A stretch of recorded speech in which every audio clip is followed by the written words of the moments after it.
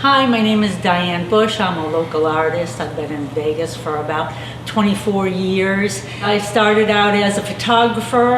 I trained in the UK and learned a lot of physics and science. Because I'm a photographer, I learned a lot about electromagnetic energy, which is energy that moves in waves. So my work has a lot to do with waves. I'm familiar with the wetlands. I love the wetlands, so of course combining the two was perfect. I think the wetlands is an opportunity for Las Vegans to be in a location that makes them feel like they're not in Las Vegas. This work is called Currents, and it's about wind currents, it's about water currents, it's about all of the electromagnetic energy fields, such as light, sound, all of those things move in waves.